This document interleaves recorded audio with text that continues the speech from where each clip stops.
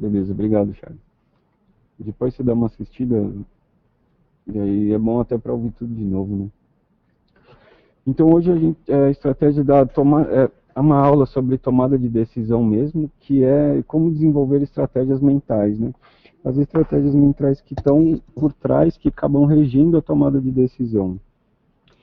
Hoje a aula não é tão prática igual a gente fez nas outras, é bastante conceito e tem bastante coisa para entender. É muito interessante porque a gente consegue, através dessas técnicas, entender qual é a estrutura, a dinâmica do nosso pensamento, como ele estrutura a tomada de decisão. É uma consequência, a tomada de decisão é consequência de um processo, e esse processo foi elaborado, assim, foi desmistificado pela arte da ciência hoje em dia, e ela conseguiu explicar diversas coisas, colocar recursos nas nossas mãos para a gente conseguir entender e explorar mais, se autoconhecer, como que é o processo de cada um do desenvolvimento desse processo de tomada de decisão, e conseguir colocar fatores no meio dele, blocos de construção, para que a gente consiga mudar esse processo, tá? Vamos lá. As respostas automáticas são o primeiro tipo de decisão que as pessoas costumam tomar. Elas parecem não ter escolha, nem mesmo responder ou não. Elas parecem não ter escolha ou responder sim ou não. Apenas fazem isso. Ou seja, está falando primeiro aqui que as tomadas de decisão normalmente são coisas quando a gente está no relacionado condicionado, né? As pessoas vivem grande parte do dia, mais de 90% do dia, sobre comportamentos condicionados, ou seja, elas não têm consciência da construção da tomada de decisão delas. Simplesmente elas vão indo e não têm consciência do que está acontecendo, do que elas estão decidindo. Já vimos que desenvolver mais opções, especialmente em situações nas quais você parece não ter escolha, é a chave para o sucesso. Para a maioria das pessoas, ter várias opções significa mais flexibilidade. Quanto mais flexível você for, mais você estará no controle de sua vida. As habilidades de tomada de decisão são complexas. Pessoas que podem gerar opções facilmente e selecionar a mais adequada a cada vez têm certas habilidades especiais, e todos podem aprender essas habilidades. Os sistemas de negociação são um atalho essencial para a tomada de decisão humana. Vamos ver à frente que a maioria das estratégias de tomada de decisão humana é complexa e lenta. A representação interna. Suas representações internas, mentais da experiência, seus sentimentos, imagens e conversas pessoais são os blocos de construção de suas estratégias mentais. O sucesso no trading vem de ter a representação interna apropriada da experiência. A própria experiência tem pouco a ver com o sucesso. O importante é como essa experiência é representada internamente. A gente já comentou isso algumas vezes aqui, né? Que a gente vê que a experiência em si, a experiência que a gente tem do mundo não representa o mundo na sua essência, né? Então, como a gente representa os acontecimentos é como isso vai ditar e como vai acabar gerando nossos comportamentos. Sua representação interna de qualquer experiência é um guia para o comportamento. É como um mapa, porque o mapa diz para onde você pode ir. Então o mapa ele não significa o território em si, mas ele fala para onde que você vai, né, o mapa. Como você monta seu mapa mental é como você vai estar determinando para onde que você vai. Assim, traders sofisticados tendem a ter mapas complexos que lhe dão muitas opções. Traders iniciantes ou perdedores tendem a ter mapas simples e incompletos, que lhes dão poucas opções e podem nem mesmo fornecer as instruções para onde ir. As pessoas fazem a melhor escolha possível, dadas as circunstâncias e suas representações internas dessas circunstâncias. Então tem muita gente que vem e fala, né, poxa, cara, eu não estou conseguindo operar, não estou conseguindo ter disciplina, não consigo executar. E aí realmente dá para ver, se a pessoa faz o melhor que ela acha que falta disciplina, que ela poderia, mas ela está fazendo o melhor que ela consegue com os recursos que ela tem, né? Ela precisa angariar mais recursos psicológicos, mais conhecimentos e mais ferramentas para alcançar um novo patamar. Realmente ela está dando o melhor de si, mas não consegue. Você provavelmente tem certos sistemas ou sinais de mercado que, em média, você acredita que serão lucrativos. Você também tem outros sinais que você tende a ignorar, seja porque você não os conhece ou porque acredita que eles não têm sentido. Por exemplo, você pode olhar para o estocástico e ignorar médias móveis.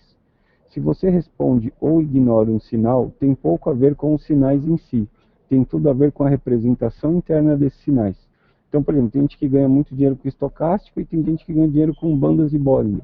Aí tem um cara que não gosta de bandas de Bollinger, não é porque a banda de Bollinger em si é ruim, mas é porque a representação que você tem dela não te leva a crenças boas que não vai fazer você ganhar dinheiro, etc. Então, a representação que você tem das coisas é como você se comporta perante a elas de forma real.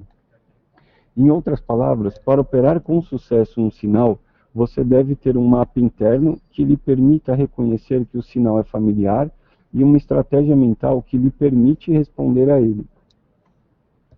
Se você não tiver estes dois requisitos, você provavelmente não responderá ao sinal. O que acontece dentro de sua mente, do seu mapa, é a sua realidade. Alterar esse mapa não mudará o mercado, assim como mudar um mapa não mudará o território que ele representa.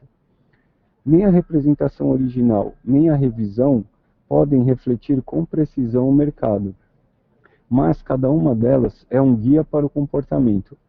Alterar um mapa geralmente muda a forma como se movimenta pelo território. Da mesma forma, alterando sua representação mental do mercado, você mudará a forma como responde ao mercado. Assim, o sucesso exige que você desenvolva uma representação interna adequada de si mesmo e do mercado. Hoje a gente teve esse exemplo bem específico, né, que o Ayrton falou. Você viu, Ayrton, que você conseguiu desenvolver uma nova possibilidade. Pode ser que você ainda opere uma técnica mecânica, se for do seu agrado. Pode ser que você identifique uma técnica mecânica que acaba sendo muito funcional para você, mas de qualquer forma você mudou o mapa como que você identifica o mercado em si, e você trouxe uma nova possibilidade, entendeu? E essa nova possibilidade pode te trazer também bons resultados. Então, o que você fez foi gerar possibilidade, foi alcançar um novo patamar, e isso te dá novas opções e te dá uma nova possibilidade de caminhar no que a gente conhece como o mercado, entendeu? E é isso que a gente tem que buscar, essas opções, essas possibilidades, porque se todo mundo já tivesse com sucesso, não precisava, né? Você já tem o que você quer. Ou até seria bom ter mais, mas sempre possibilidades é bom, por mais que você continue na sua. Mas se não está tendo um resultado extremamente desejável, então vale a pena ter novas possibilidades para escolher qual delas vai funcionar melhor e aí saber aonde que atirar, né? Como você representa informações? Seus 5 sistemas sensoriais constituem seu contato principal com a realidade física. Toda a sua opinião sobre o mundo vem desses sentidos. A experiência interna também é codificada nessas 5 modalidades. Esses sistemas internos nos permitem lembrar o passado e planejar o futuro. O primeiro desses sistemas, então, é o diálogo interno, né? Nossa experiência do mundo depende da maneira como a representamos para nós mesmos. De fato, a experiência como a conhecemos muitas vezes é removida da realidade ou da pura informação sensorial. Por exemplo, dados reais passam pelas seguintes transformações. Tem um evento externo, que é a entrada sensorial, ou seja, a realidade que está por fora. Tudo que a gente está vendo, o ambiente, tudo que está acontecendo é externo, e ele vai vir através de uma entrada sensorial, ele vai impactar os nossos sentidos, que é a nossa representação primária. Então a gente vai ver, vai ouvir, vai sentir, vai sentir o gosto, e aí vai ter uma avaliação interna desses sentidos, desses sinais que chegaram, vai ter uma interpretação do cérebro, depois da interpretação vai ter um julgamento, vai ter uma conclusão, e depois disso vai se tornar uma representação verbal. Então, se você for explicar para alguém o evento em si, tem todos esses passos que acabam, todos esses filtros, toda essa distância entre o que realmente aconteceu para o que você vai explicar para alguém, ou contar, ou até ou como você vai interpretar o que está acontecendo. Assim, a informação verbal, incluindo o material que você está lendo nesse slide ou ouvindo eu falar, está a 3 passos da realidade. No entanto, a maioria das pessoas assume que as informações verbais e sensoriais são as mesmas, e elas não percebem que as etapas entre a entrada sensorial não percebem as etapas entre a entrada sensorial e a avaliação interna. tem aquela coisa do telefone sem fio, né? Que a gente não identifica esse processo no nosso cérebro, a gente não reconhece é, essa diferença que tem entre a realidade e o que a gente acredita da realidade. Se a gente conseguir colocar essa diferença, saber que existem os passos entre isso, a gente consegue ficar mais aberto para identificar o que realmente a nossa mente está criando, o que não é a realidade em si, mas a gente está colocando como informação, que informação a gente está distorcendo, generalizando, etc. E, e isso daí traz novas possibilidades para a gente também. Diálogo interno pode ser lembrado, ou seja, você repete a conversa de ontem dentro da sua cabeça, ou construído, você gera um diálogo agora. Esse método de pensar tem algumas vantagens distintas sobre outros modos de pensar. É como um sistema de arquivamento para acompanhar a experiência. Ele permite categorizar, planejar, tirar conclusões, definir a direção, resumir e fazer um comentário em andamento sobre suas outras experiências. O diálogo interno é o único sistema representacional que você pode se comunicar diretamente com os outros. Ou seja, né, quando você vai se comunicar com alguém, você está realizando um diálogo interno para poder externar aquilo. Nem que seja, por exemplo, você traduzir a experiência para o português, né? Quando você está traduzindo em si o que aconteceu, por mais que você seja frio o suficiente para simplesmente contar o que aconteceu, você já está fazendo um processo interno de linguagem para decodificar aquela experiência em linguagem. E aí pode começar aí o processo de interação, né, de alteração da realidade. Ou então, normalmente, você já coloca o seu sentimento, o que aconteceu, você vai falar de uma vez, você fala, não gostei, não foi muito legal por causa de tal coisa, tal coisa. Você já está colocando a sua interpretação, o seu molde, entendeu? Outra modalidade são sons internos. Os sons internos são outros modos de pensar, mas aqui estou me referindo a sons que não são a sua própria voz. O uso mais importante dos sons internos é dar ênfase às coisas. A maioria das pessoas faz forte uso do sistema auditivo interno para se motivar. Por exemplo, fale consigo mesmo de forma suave e muito devagar e você achará fácil dormir. Por outro lado, fale consigo mesmo rapidamente e use uma voz muito alta e forte. Quando você fizer isso, você provavelmente estará alerta e motivado. Isso daí também é uma técnica, por exemplo, da PNL e outras técnicas para você conseguir alcançar estados, né? Por exemplo, você quer dormir, mas a mente fica falando muito, você começa a imaginar que aquele diálogo interno está muito baixinho, como se fosse que a pessoa está longe ou está sussurrando. E aquilo fica baixinho, baixinho até sumir. É uma coisa que você consegue levar a esse estado. Ou, por exemplo, quando você precisa tomar uma atitude ou algo assim, ser mais motivado, você fala alto. Ou o cara, quando, por exemplo, precisa abrir uma operação e não consegue. É um cara que hesita muito para abrir a operação. Dá para a gente fazer técnica para na hora o cara falar bem alto e forte, né, de forma muito incisiva, ele falar na mente dele mesmo para ele abrir a operação. Seja gritando, seja como for. Então, isso vai acabar fazendo a fisiologia dele alcançar um estado, o estado mental dele vai responder àquele tipo de realidade que ele está criando na mente dele e vai levar ele ao estado mental da ação ou do estado mental que for necessário. Isso daí a gente usa com os sons internos. Imagens internas. Imagens visuais são outro método primário de pensamento para a maioria das pessoas. Então, por exemplo, quando vai construir um pensamento, como que a gente faz? Por exemplo, se eu falar assim, pô, lembra do primeiro carro que você teve? Você vai buscar na memória, o cérebro vai fazer um processo de buscar na memória, e aí grande parte das pessoas olham para um determinado lugar quando o cérebro está buscando na memória uma informação, e assim que ele lembra, assim, ainda não lembrou visualmente do carro ou de algum outro exemplo, mas você lembrou você montou a imagem, e aí você começa a construir a imagem visual. E aí normalmente a pessoa tende a olhar para um outro lado e ficar variando o olho. E aí ela constrói a imagem, você vai construir na sua imagem seu carro. Então, por exemplo, eu tive um Chevette marrom, era um Chevetinho daquele modelo mais novo, tinha uns detalhes de plástico diferente, e aí você vai construindo para contar como era um primeiro carro, entendeu? E aí um processo também de imagens que a gente pode fazer, por exemplo, para ilustrar isso por exemplo, quando eu pedi para vocês lembrar da casa que vocês moravam quando você era criança. E aí tenta lembrar da casa, como se fosse que você for explicar para alguém como era a casa. Então você lembra da sala, de repente a porta de entrada que era na sala, ou então você na sala ali, onde tinha os móveis que tinham, um sofá. Você vai lembrando da sua casa, de repente um corredor que ia para a cozinha, ou uma escada, ou tinha um banheiro ali, o corredor que ia para os quartos. Você consegue lembrar da sua casa de infância. E aí eu queria que você fizesse uma outra imagem agora. Pega essa mesma imagem da casa que vocês tinham, que moravam, e imagina essa casa, por exemplo, com todas as paredes pintadas de rosa, rosa choque. Todas as paredes rosa choque e todos os móveis rosa choque. Constrói essa imagem agora na mente. Tudo rosa e verde, os móveis verde e as paredes rosa. O chão também é verde. E aí você construi uma imagem. E agora, tenta perceber, visualmente falando assim, qual que era a diferença entre a lembrança e o que você imaginou. Porque você vê que são imagens mentais de origens distintas, né? Uma é uma lembrança real e outra é uma imaginação que você teve.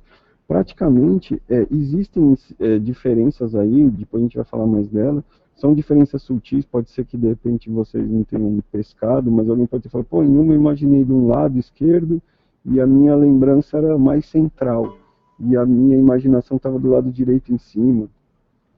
Mas você vê que para o cérebro é a mesma coisa, né? A sua lembrança ou a construção de uma imagem é o mesmo processo cerebral, tá? Mas tem diferenças sutis, de repente uma é um pouco mais apagada, ela não vem com tanta força e por aí vai. A gente vai trabalhar isso também mais para frente para a gente conseguir usar essas submodalidades a nosso favor. A qualidade mais útil do sistema visual é a sua capacidade de armazenar grandes quantidades de informações simultaneamente e instantaneamente. É o melhor sistema de armazenamento que você possui para obter informações. Pessoas com supermemórias, por exemplo, têm memórias fotográficas. Isso é até uma coisa que a gente fala, né? Ele tem memória fotográfica. Porque o sistema visual ele é extremamente ligado com a memória. Com a capacidade de armazenar informações. Mais ligado com a memória é o sistema olfativo, né, que o sistema límbico ele foi se desenvolvendo para depois virar o córtex através da primeira carga de informações foi através do olfato. Então os animais cheiravam a comida e lembravam se aquilo fazia passar mal ou não. Isso foi uma questão de sobrevivência importante na evolução. E o sistema límbico foi se desenvolvendo através da emoção e da memória, e principalmente referente ao cheiro. Mas a capacidade de armazenar informação, ela é muito maior na nossa representação de imagens. Tanto que uma das técnicas mais utilizadas para guardar informação, relembrar bastante informação, é quando a pessoa vê algo que é muito familiar para ela, por exemplo, a casa dela. Ela imagina a casa dela. E ela precisa lembrar várias informações, por exemplo, 50 frases.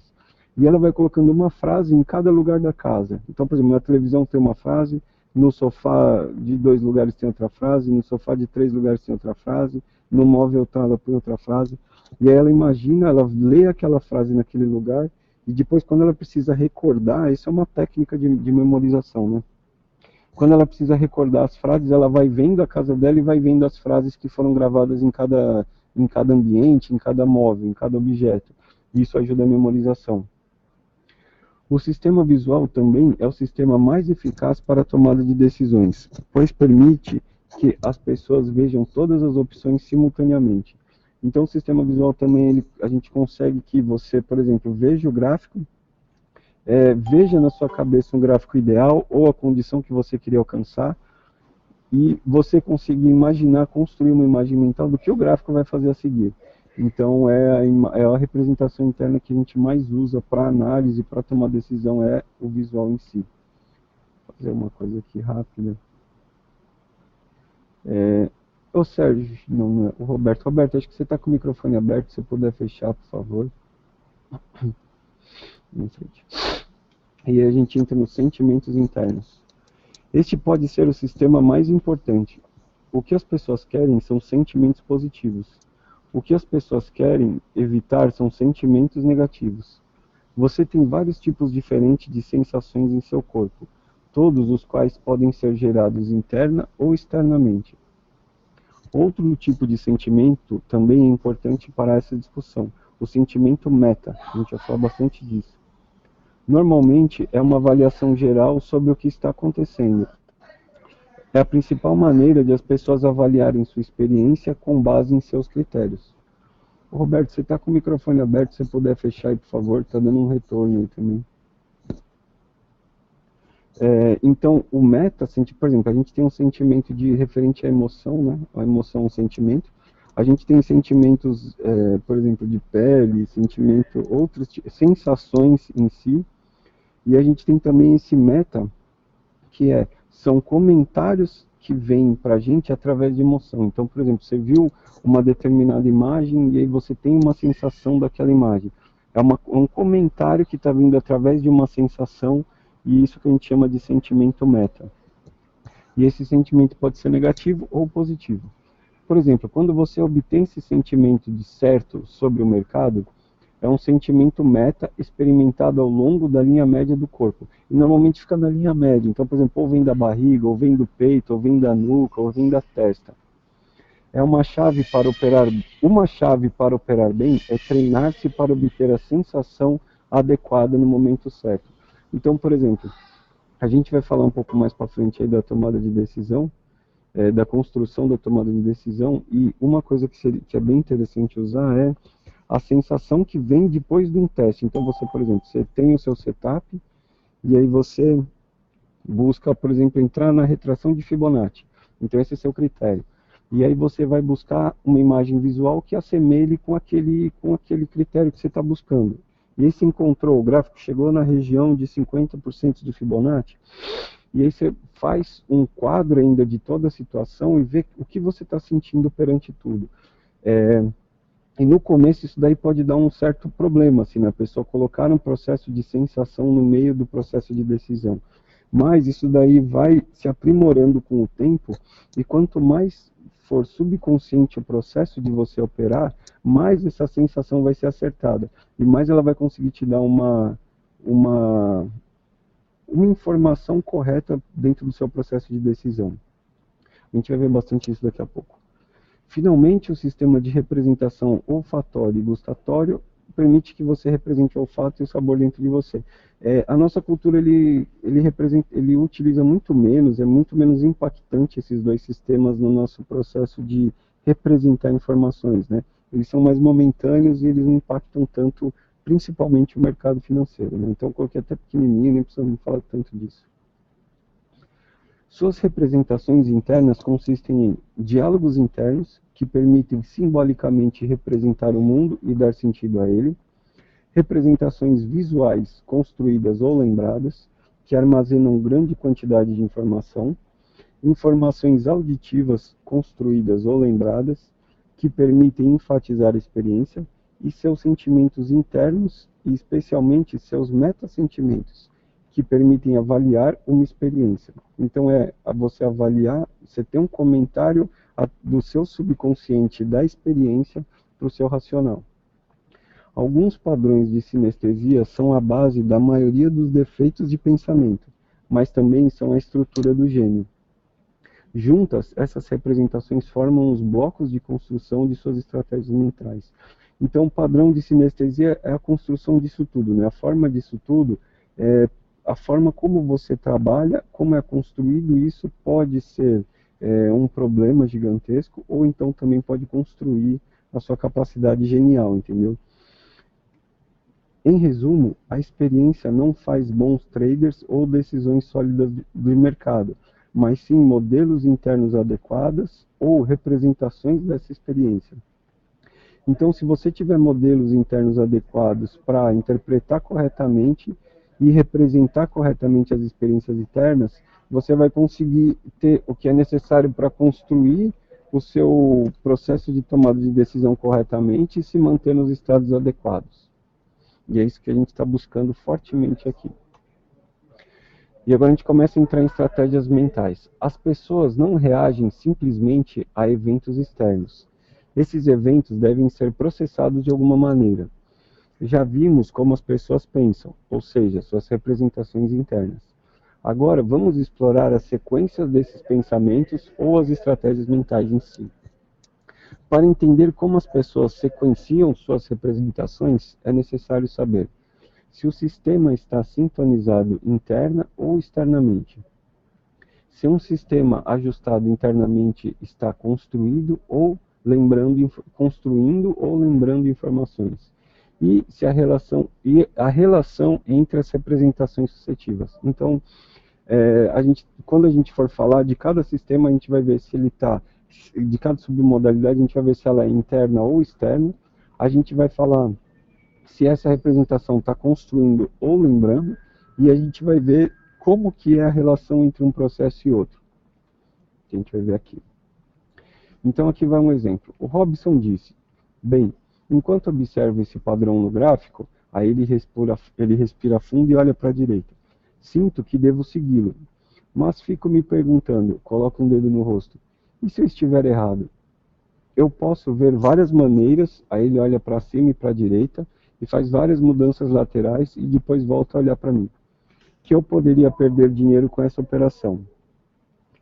O Robson demonstra sua estratégia mental completa para reagir aos sinais de mercado em sua breve declaração.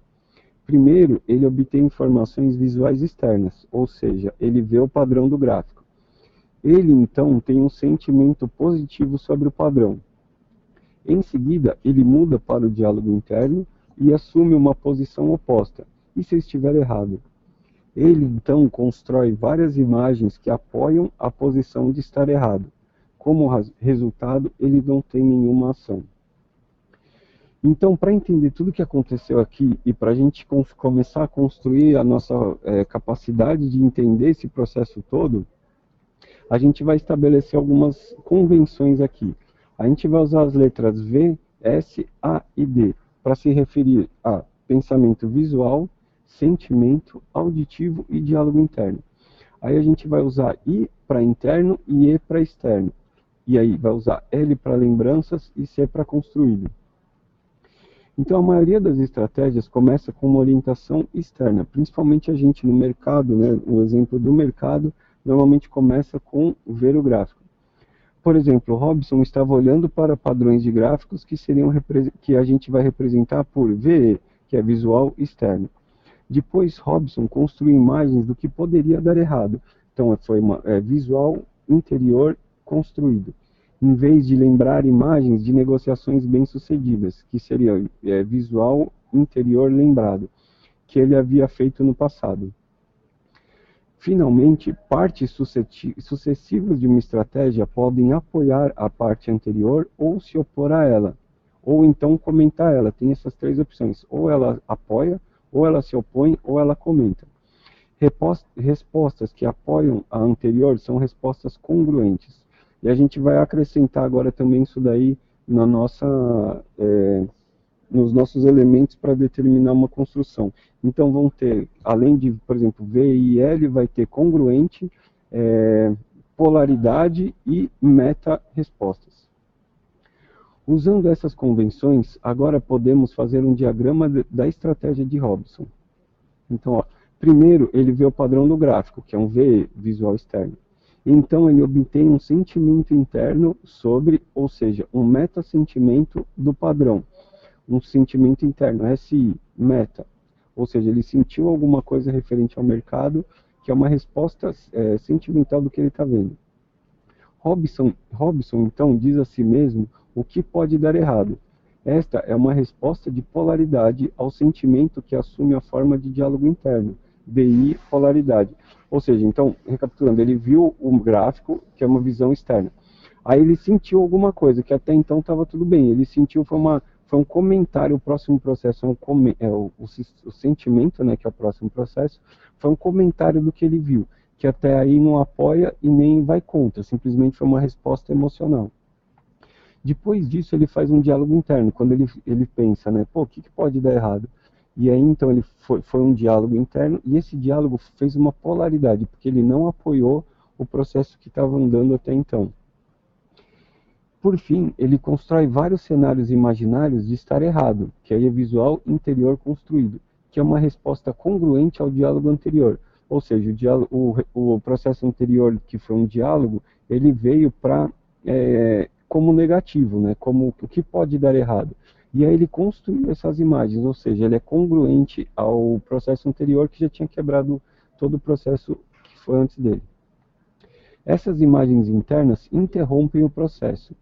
Mais tarde, se ele decidir reavaliar a situação, ele terá passado o ponto em que a ação é apropriada. Então, por exemplo, aí depois disso tudo, ele já entrou nessa polaridade, ele não fez a ação e, de repente, depois, se ele tentar reavaliar o processo, pode ser que seja tarde demais. Então, em resumo, a estratégia de Robson para não negociar, ou seja, o que ele leva à não ação é visual externo, que acaba levando ao sentimento interno, que é um comentário, a meta, que acaba levando ao diálogo interno, e aí virou uma polaridade, quebrou o processo. Que aí depois tem uma visão interior construída, ele pensou, ele visualizou tudo aquilo que pode dar errado, que é congruente com o anterior, continua com o processo quebrado, e isso leva à não ação. Então, se for construir em blocos, a estratégia que faz parte do processo de tomada de decisão do Robson, a gente pode colocar sob essa forma. Vejamos outra estratégia, a partir da qual é fácil executar um sistema. Caio, em resposta a um padrão na tela de seu computador, comentou: "Oh, olha isso! Sempre que eu vejo esse padrão, olha para cima e para a esquerda. O mercado tende a subir, teve um erro, e as chances são de que eu ganharei dinheiro se eu comprar. Como resultado, tenho uma sensação muito forte bem aqui, aponta para o centro do peito. Eu me sinto bem em fazer essa operação." E aí o Caio abre a ordem na plataforma. A estratégia de Caio de responder é muito mais simples. Primeiro, ele vê um padrão gráfico familiar, visual externo. Em seguida, ele se lembra de padrões gráficos semelhantes, visual interior lembrado, no passado. Ou seja, ele lembra imagens de padrões semelhantes que funcionaram no passado. Funcionaram, né, que ele viu que estava dando compra, ele comprou e foi bom. Ele tem um bom pressentimento, ou seja, um sentimento interno meta, sobre o padrão e depois age. Poderíamos esquematizar o padrão de Caio da seguinte maneira: visual externo, que depois vem um visual interno lembrado, depois vem um comentário, né, um processo meta de sentimento interno, e isso leva à ação. O padrão de Caio é tão próximo do automático quanto um trader pode chegar. Envolve apenas dois processos internos. A maioria dos traders poderia executar seus próprios sistemas facilmente se seguisse essa estratégia específica. Se o seu sistema de trading facilita as decisões para você, é uma excelente estratégia de ação. A gente vai ver um pouco mais para frente, mas cabe eu falar aqui também, que, por exemplo, quem tem sistemas muito mecânicos, ele tem que ter um processo de tomada de decisão muito simplificado também, entendeu? Uma coisa está ligada à outra. Então, como fala aqui, se o seu sistema de trading facilita as decisões para você, você tem que ter uma estratégia fácil de ação. Por exemplo, o preço encostou na média, eu compro. O preço está acima da média, encostou na média X lá, eu vou comprar. E aí o fundo é no final desse candle e o alvo é daqui 3 candles, não sei, um exemplo. Então é tudo muito mecânico. Para quando é muito mecânico, a pessoa tem que ter um processo de tomada de decisão simplificado e rápido, né?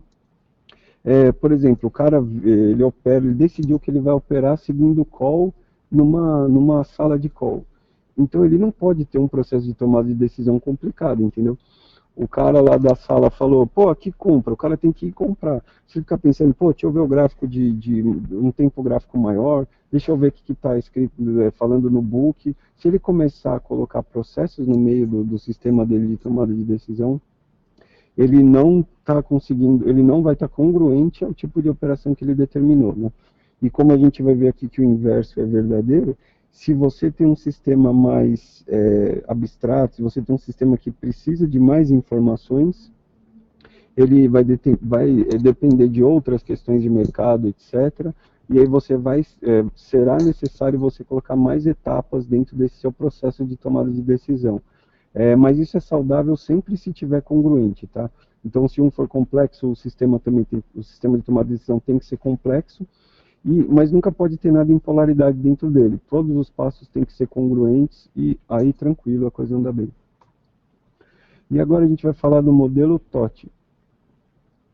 O formato básico comumente usado para descrever uma sequência de comportamento é o TOT, que em inglês é Trigger, Operate, Test e Exit, que é gatilho, operação, teste e saída. Existem várias características importantes do modelo TOT. Primeiro, o modelo TOT envolve feedback, pois a fase de operação continua até que o critério de teste seja atendido. Então, o que isso aqui acontece? Por exemplo, vou dar um exemplo bem simples assim. Isso daqui ele determina a nossa construção de pensamento para a tomada de decisão como se fosse uma programação de computador. Então, por exemplo, você vai tomar água, e aí o seu cérebro pensa, tudo de forma automática, né? Você está com um copo de água, e pensa, eu estou com um copo de água na boca? Ou outra condição, por exemplo, minha boca está cheia? Não, então eu devo levantar o copo. Então, isso sempre é feedback, né? A boca está cheia? Não, então eu devo levantar a mão com o copo. E aí você levanta e começa a beber. E aí de novo, minha boca já está cheia? Não, então continuo colocando água na boca. Minha boca encheu? Sim. Ou seja, o feedback agora foi sim. Então devo abaixar o braço. E aí você abaixa o braço. Minha boca está cheia de água? Sim, ainda está. Então continuo com o braço abaixado. Minha boca está com água? Não. Então agora devo levantar novamente o copo. Então a gente identificou, né, o estudo identificou que o nosso cérebro tem esse tipo de etapa no processo de decisão, no processo das rotinas, e essa etapa envolve feedback. Então você sempre precisa de uma resposta para você ver qual etapa que você está e para continuar a tomar as próximas decisões. Em segundo lugar, o TOT envolve um processo hierárquico. As estratégias variam de alto nível a estratégias de nível muito baixo. Então, por exemplo, aqui, uma criança, por exemplo, quando aprende a ler, ela consegue ler uma letra, e ela chega e fala, olha papai, esse aqui é o P de papai, né? E aí o pai fica todo feliz que vê o P, ou então a criança aprende a primeira letra do nome dela. E assim, é um processo de grande aprendizado para ela, uma grande conquista, que ela aprendeu uma letra, né? E agora, num nível muito maior de hierarquia em si, de importância, tem pessoas que têm métodos de leitura rápida que a pessoa consegue ler um parágrafo de uma vez, né? Ou uma linha, 2, 3 linhas de uma vez só. É uma técnica que a pessoa aprende, desenvolve e a pessoa absorve informação de uma forma muito rápida, né? Então, só que essas duas coisas, elas estão simultâneas. Tanto o processo de identificar uma letra, quanto o processo de identificar um parágrafo inteiro, elas fazem parte do mesmo processo, só em hierarquias diferentes, né? Terceiro, a maioria das unidades TOT, como os exemplos de leitura anterior, está abaixo do nível de consciência de alguém. Ou seja, todo esse processo de identificar a letra ou de identificar um parágrafo, ele é um processo mais subconsciente, né? E quanto mais você conseguir levar o processo de tomada de decisão para um estado subconsciente, melhor você consegue padronizar e executar aquele processo. Por exemplo, dirigir um carro, quanto menos você está pensando nos processos para dirigir o carro, isso se você já tem experiência, né? Melhor você consegue dirigir um carro. Quem toca instrumento também percebe isso claramente, é até comum falar, né? A pessoa está tocando e ela começa ela nem lembra que está tocando, ela está pensando em outra coisa, está tocando bem pra caramba. De repente ela lembra, caramba, o que eu estou fazendo? E aí ela lembra e começa a pensar no que ela está tocando e ela de repente erra e não toca tão bem igual estava. Então, quando nesse processo essas coisas vão levando cada vez mais para o subconsciente, melhor a gente fica na execução do todo. O objetivo desta aula é ensiná-lo a tomar consciência de suas próprias estratégias para ajudá-lo a adotar a estratégia mais eficaz para o que está fazendo. Em outras palavras, vamos entender suas próprias estratégias e conscientemente adotar a mais eficaz para você. Vamos buscar também, depois de ter essas novas estratégias, a prática para que você seja competente em usá-las, o que significa, por definição, que elas se tornarão inconscientes e automáticas. Então, por exemplo, hoje aqui eu vou passar toda a base, né, a gente vai vivenciar um pouco, e aí depois, mais lá para frente, a gente vai fazer a parte prática de realmente identificar quais são cada passo do seu processo de tomada de decisão no mercado, qual deles podem estar em polaridade, como a gente construir um processo mais congruente dentro deles, tá? De repente inserir uma etapa, ou tirar uma etapa, ou mudar uma etapa de lugar, e isso a gente não vai fazer estritamente hoje, senão fica muito exaustivo, é um processo mais complexo e trabalhoso, mas a gente em breve vai fazer, e aí a gente vai conseguir identificar isso de forma muito clara, vai ser muito legal. A natureza do modelo TOT se refere especificamente às estratégias de tomada de decisão. Então, o primeiro que a gente vai ver é o gatilho. O primeiro elemento interno de uma estratégia de tomada de decisão é um gatilho inicial que inicia a estratégia de decisão. Há uma variedade de gatilhos em potencial. Você reconhece que um padrão de gráfico específico é familiar e que pode levá-lo a executar seu sistema. Você diz a si mesmo que seu cônjuge pode ter deixado você para sempre. Seu computador pode quebrar e você tem uma sensação horrível de que não pode realizar nenhum trabalho. O gatilho inicial é algum tipo de comparação que inicia o processo. Uma função do gatilho é fornecer informações ou critérios avançados que servem como padrão para testes subsequentes. Ele define de alguma maneira, a representação ideal com a qual você ficará satisfeito. Ele define seus critérios para a decisão. Portanto, a imagem lembrada do padrão ideal de gráfico configura os critérios desejados para examinar os gráficos através dos quais você está pesquisando. Então, por exemplo, um gatilho que você pode procurar, por exemplo, o cara sempre opera retração na região dos 50% de Fibonacci. Então, ele já sabe que um processo de começo de tomada de decisão é quando ele encontrar algum gráfico que esteja na região dos 50% de Fibonacci. De repente ele nem precisa traçar o Fibo, né? De repente ele já reconhece mais ou menos, ele vê a pernada, ele vê a pernada de retração e ele já começa a identificar que ali pode estar mais ou menos uns 50. Então, o gatilho tem uma abrangência no que é o gatilho, né? Por exemplo, o gatilho pode ser você, hoje eu vou operar no mercado financeiro. Isso pode ser um gatilho já. Você no dia vai buscar fazer operações. Então, é o primeiro passo para você entrar no processo de decisão. Depois vem as próximas etapas. Ou então pode ser mais especificamente esse, como eu falei, você opera a retração e aí você vai buscar identificar o seu critério principal, que é encontrar gráficos na região dos 50% de Fibo, tá? Eu vou dar bastante exemplo e vou falar bastante sobre cada etapa desse. De repente, se alguém não estiver entendendo muito, assim, putz, entendi exatamente, pode ser que seja um pouco normal. Depois eu vou dando mais exemplo, eu vou falando um pouco mais e a gente vai falando depois, construir todo o processo amarrado e vai ficando mais claro o que é cada etapa, como tudo costura entre si, tá? E aí a segunda etapa é a etapa de operação.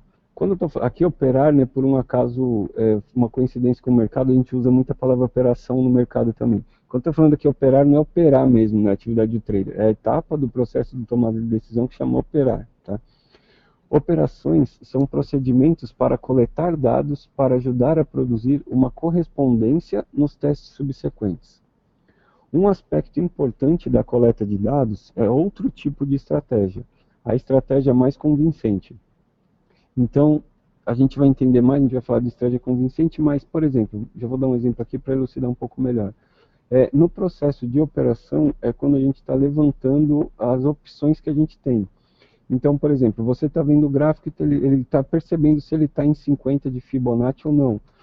Você pode estar, por exemplo, vendo se ele está numa pernada maior. De repente você muda o tempo gráfico para ver se, num outro tempo gráfico, se você está numa região de 50, numa lateralização num tempo menor, só que num tempo maior você está numa região de Fibonacci de 50. Ou então, no Forex, o cara viu o euro-dólar, não viu nada, não está na região, está lateralizado. Então você vai para o SDJPY, ou seja, você está buscando opções que você vai identificar aquele critério que você determinou primeiro, tá? E aí o que eu acabei de falar aqui é referente ao convincente. O quão convincente vai ser, você está buscando informações para que seja convincente o teste subsequente. Depois você vai fazer um teste para ver se a opção que você está olhando, ela diz respeito ao critério que você está usando ou não. Então você está juntando várias informações e opções para depois você testar elas e ver se isso diz respeito e é convincente. A estratégia mais convincente, que vou descrever com mais detalhes daqui a pouco, é uma estratégia para determinar a quantidade de dados que você precisa. Você pode precisar apenas de um pouco de informação ou muita informação. Por exemplo, bateu uns 50% de Fibonacci, você sabe que é sua compra, um exemplo. Ou tem cara que não, pô, é uma região, e eu tenho que ver se está na minha região, se está nas áreas que eu determinei como áreas negociáveis. Eu tenho que ver se está com volume e tal. Então, por exemplo, para você estar convincente de que essa opção atendeu ao critério, pode ser que tenha tem que ter mais informações para que sejam convincentes, tá? Muitas pessoas tomam decisões com base no que parece certo, mas são forçadas a justificá-las em termos de fazer sentido, isto é, diálogo interno, e de repente precisam de mais dados.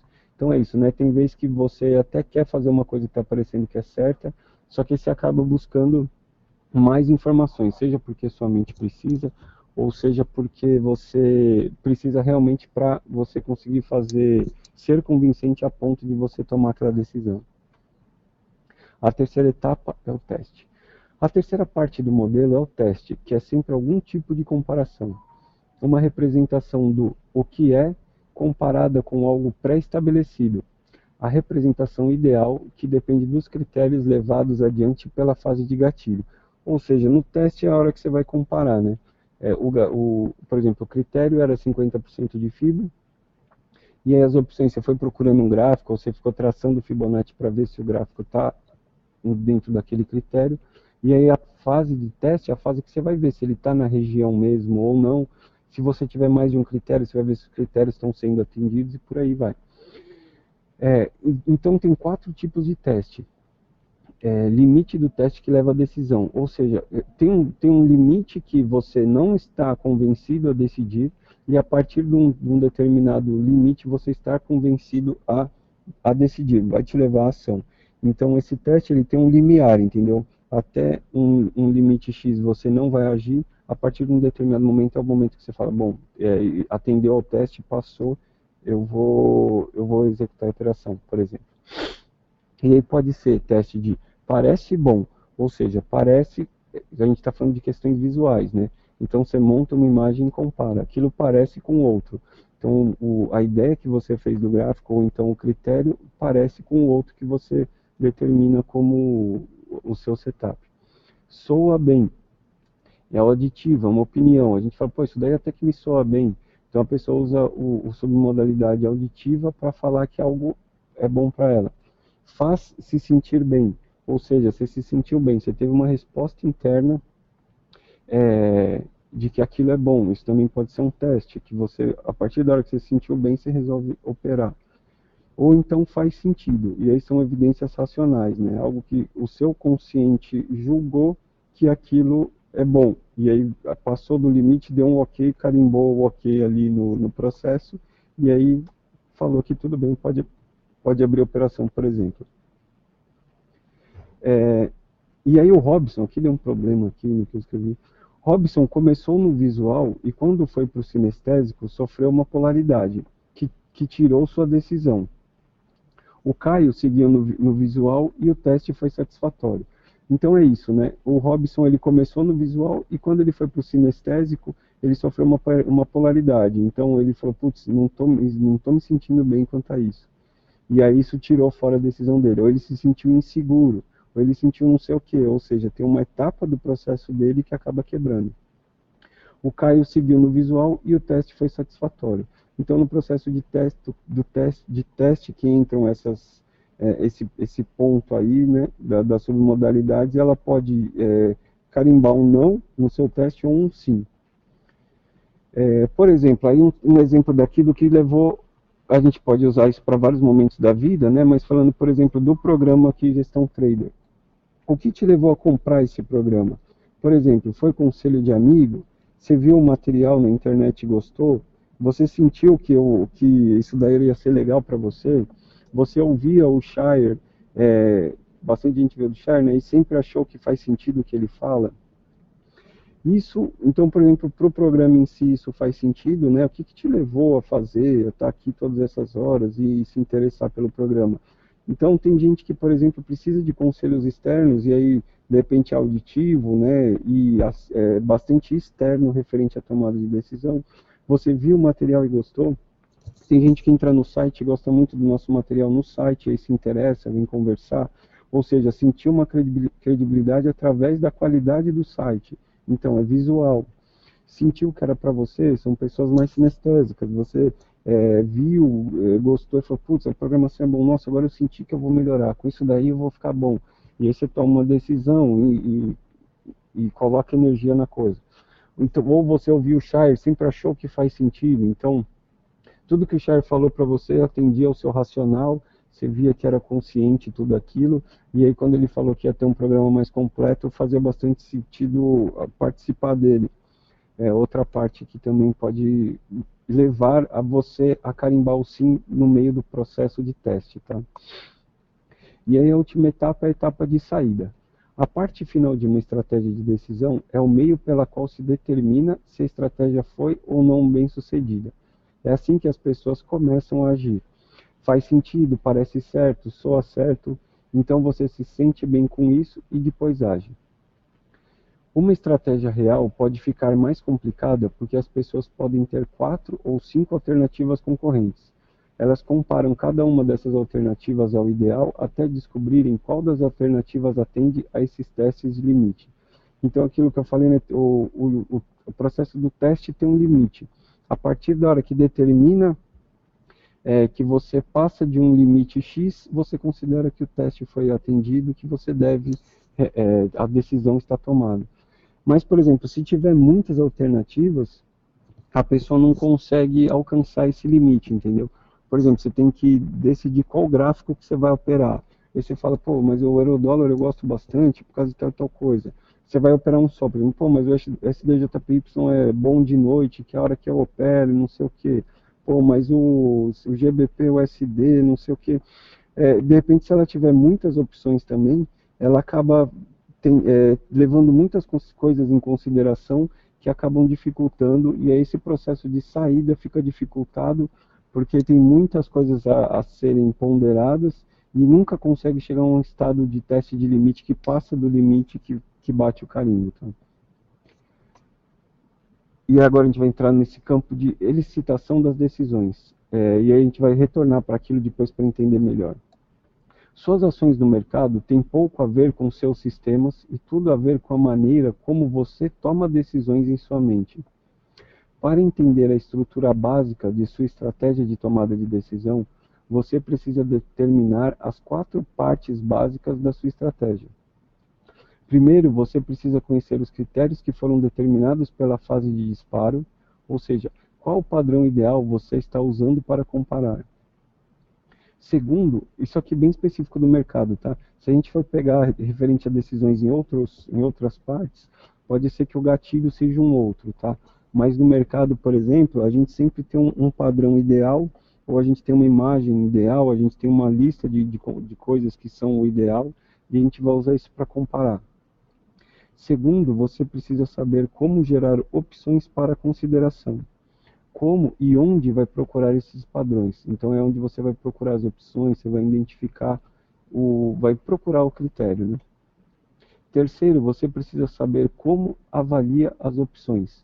Que tipo de comparação você faz na fase de teste? Então é visual com visual? Ou você vai pular do visual para sentimento? Ou você vai pular do visual do gráfico para um diálogo interno? Como que você vai fazer esse processo de avaliação? E no final, você precisa saber quando é a hora de agir. Como você vai saber se o teste foi bem sucedido. Então, se comparou, e como você vai saber se realmente aquilo está ok, é a hora de fazer. É a etapa final. Para cada um desses 4 processos, você precisará determinar que modalidade de pensamento está envolvida no processo, Se você não usar a modalidade de pensamento correta no momento certo, sua estratégia provavelmente não será eficaz para você. E aí aquilo que a gente falou, né? Por exemplo, a pessoa usa o visual externo e depois, de repente, ela vai para um diálogo interno. Só que é no processo de diálogo interno que ela acaba juntando uma polaridade, ela acaba juntando recursos para a polaridade. Então é uma modalidade de consequência de uma para outra que não está sendo casada, que não está bom. E em segundo, qual a relação entre cada processo e o anterior? É uma resposta congruente, uma resposta de polaridade ou uma meta-resposta?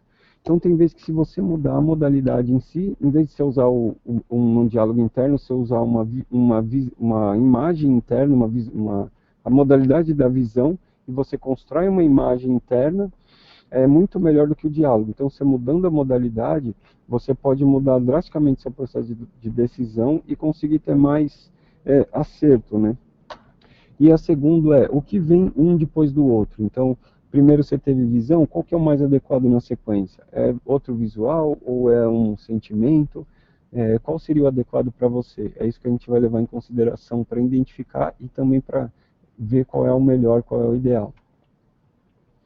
Estratégias de decisão complexas. Muitas vezes as estratégias de tomada de decisão podem se tornar muito complexas à medida que a pessoa se envolve em ciclos alinhados. As estratégias de tomada de decisão mais complexas, que têm muitos testes diferentes, são as menos úteis para os traders. O que geralmente acontece é que o trader, em algum momento, tem uma resposta de polaridade, como depois de um teste bem sucedido. Então é que está, né? Então até quem opera tipos de setup mais intuitivos, mais abstratos, mais abertos em si, ele tem esse tipo de complexidade em conseguir analisar todos os fatores, né? Então, por exemplo, de repente a pessoa quando começa a operar no dia, ela está bem, não está cansada, não passou por nenhum tipo de situação emocional, ela pode ela consegue executar aquilo de forma muito boa. Mas de repente ela está operando o dia inteiro, já é de tarde, e aí ela passou por algum tipo de situação emocional e aquilo deu uma complicada nela.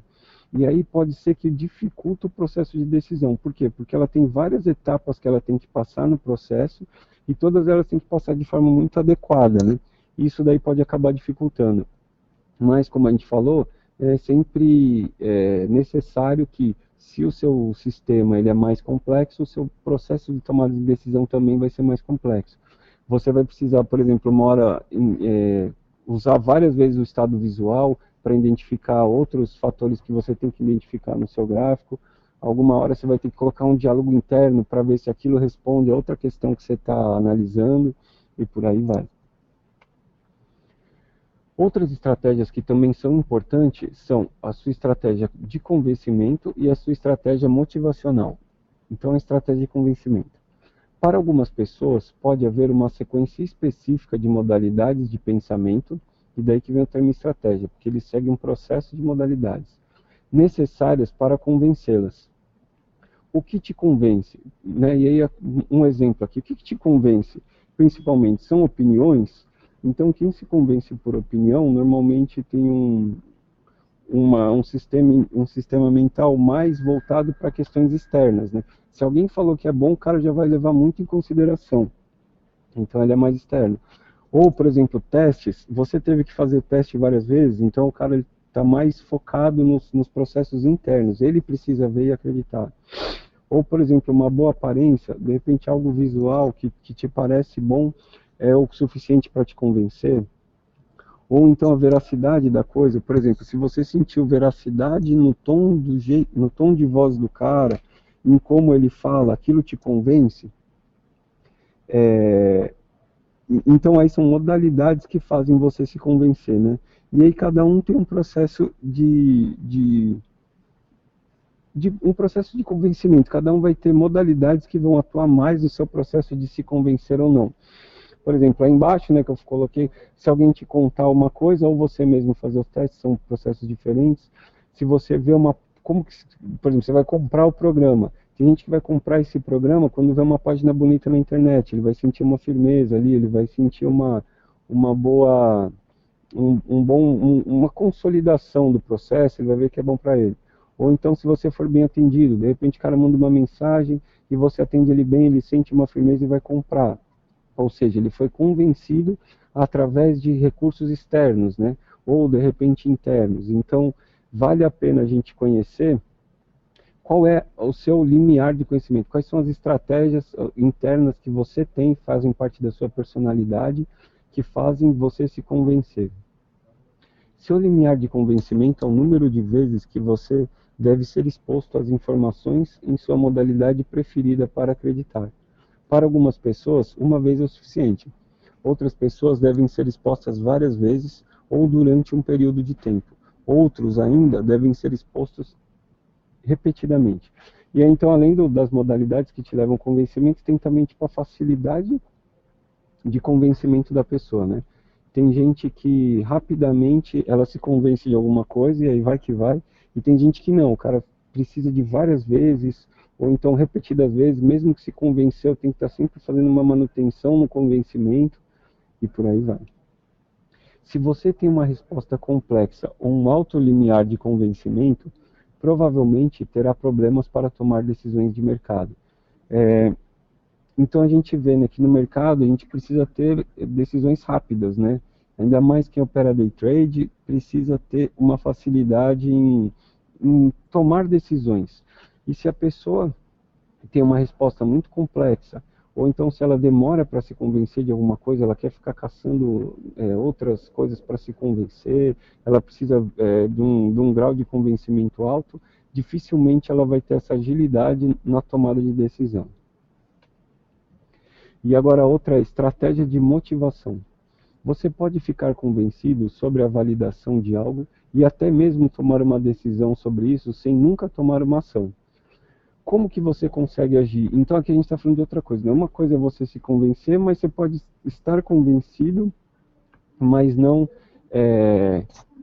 estar motivado a atuar. Então são coisas diferentes, tá? O processo de motivação, assim como o processo de convencimento, ele tem uma estrutura cerebral também. De repente a pessoa se motiva quando, por exemplo, vê algo muito interessante. Por exemplo, ela tem que executar uma compra e aí ela hesita na hora. A gente pode identificar algum processo que faça com que a pessoa se motive. Por exemplo, ela imaginar que ela está cheia de dinheiro na conta. Isso pode dar motivação para ela abrir a operação. Ou, por exemplo, ela gritar consigo mesmo internamente ou até externamente, ela gritar que ela tem que abrir a operação de forma energética mesmo ali. Isso daí pode ser uma estratégia de motivação. Então, a gente usar modalidades, a gente usar atitudes que vão fazer específicas da pessoa, que vão levar elas para motivar a tomar a decisão e executar em si a decisão, né? Então, como que você consegue agir? O que é preciso para você se interessar, para você se divertir e realmente se envolver? Qual é a fórmula da sua estratégia de motivação? Uma outra coisa que a gente vai fazer nos processos mais para frente é a gente a gente identificar tanto a fórmula de construção da sua tomada de decisão, quanto a construção dos modos do seu convencimento e também a sua estratégia de motivação, tá? Isso daí a gente vai formar blocos, como a gente viu ali, tipo VE igual, VE, depois diálogo, depois sentimento, depois VI. A gente vai montar como que funciona com cada um, a gente vai ver se isso está tendo sucesso, a gente vai mudar se for necessário, e por aí vai. E de motivação também, a gente vai ter essa leitura, a gente vai ter essa construção, identificar quais são os blocos do processo de estratégia motivacional, tanto a que está acontecendo atualmente com cada um, que pode não ser adequada, quanto a ideal. A gente vai identificar a ideal, se for necessário a gente modificar a atual. A conscientização é uma ferramenta poderosa. Agora que você está ciente de como toma decisões, você se convence e se motiva. Agora você está ciente de como toma as decisões, de como se convence e como se motiva. Então, assim, já entendeu, a gente viu aqui como que é formado esse processo, né? Tem o processo de tomada de decisão, que ele tem 4 etapas. Dentro dele tem o processo de convencimento e tem o processo de motivação. Todos esses processos, ele tem os subprocessos, né? Ele tem os blocos de construção que a gente vai identificar, tá? Agora eu queria abrir para pergunta. Hoje a aula vai ser um pouco menor, tá? Porque eu vi que esse daqui tem muito conteúdo, assim, tem bastante conteúdo informativo, né? Eu acho que se vocês quiserem, a gente pode ir sem intervalo, não vai demorar muito. E eu queria abrir para fazer, se alguém tiver pergunta, cara, até aqui, todo mundo conseguiu entender tudo perfeitamente? Alguém quer fazer alguma colocação, algum questionamento? Marcos, deixa eu apresentar algumas coisas para materializar isso aí. Legal, Então, obrigado, deixa eu Chatão. pegar aqui a apresentação. Enquanto o Chair abre, se alguém tiver alguma pergunta, pode fazer já, pode falar e pode levantar, que a gente, de repente ele vai elucidar até, mas de repente vale a pena.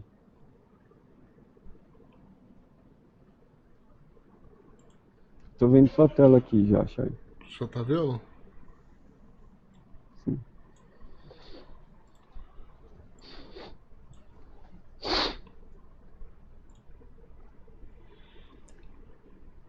Então, pessoal, aqui, ó, vamos dar um exemplo.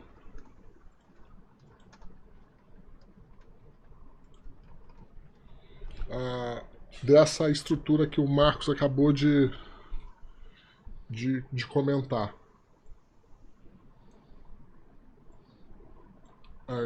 Estão vendo aí? Eu tô vendo sim sua tela, Chair. Beleza. Então, o que, que a gente tem aqui? Eu preciso ter o padrão para fazer passar por todo esse processo de teste, depois a comparação, né, até a chegada da tomada de decisão. Então, por exemplo, eu tenho aqui uma estratégia, tá? Que no caso aqui é uma estratégia de continuação da tendência dos 5 minutos, tá? Tocando na primeira média. Tá? Então vou comprar. O que, que eu tenho aqui? Que são exatamente os passos, os filtros, para que eu possa ir fazendo, ganhando tanto a parte motivacional quanto a parte de confiança, né, para fazer a tomada de decisão. Né? Então aqui o meu processo. Então lá, preço acima das médias do tempo gráfico de 60 minutos. Então eu tenho um gráfico de 60 minutos que é o que vai me nortear. Se não tá, não é uma oportunidade. Então eu já tenho uma tomada de decisão aqui que não é uma oportunidade. Se tá, passou pelo primeiro filtro. Olha lá, temos o movimento de distanciamento das médias móveis do tempo gráfico 5 minutos, ou seja, eu caio lá por 5 minutos e vejo se os 5 minutos está distanciando das médias dele. Né? Se não, não é uma oportunidade. Se sim, fluxo direcional das corretoras a pessoa física está contra o movimento, né? Então eu vou estar olhando lá a evolução do tempo e aí eu vou dar uma analisada para ver se as pessoas físicas estão indo nesse fluxo. Então, se ela estiver indo, não é uma oportunidade para mim. Tá? Se sim, se ela está contra o movimento, fortalece.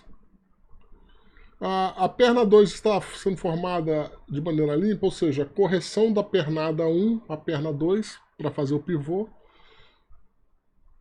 Tá? Se tá, beleza. O pivô está sendo formado dentro de uma lateralidade. No caso aqui, não seria nem a lateralidade, sim, mas no ciclo de mercado, no tipo de mercado específico para essa estratégia. Se sim, não é uma oportunidade. Né? O pivô está sendo formado numa região de uma projeção de alvo, ou seja, já estou tentando entrar tarde no movimento, Se sim, não é uma oportunidade. O pivô está sendo formado perto de uma resistência do 60 ou do diário, ou seja, estou tentando entrar lá no final do movimento,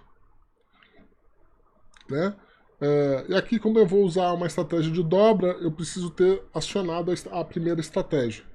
Então, se eu tenho todas essas validações, então isso aqui é o meu VE, é minha visualização externa. Então, eu estou fazendo o check dos meus padrões, né?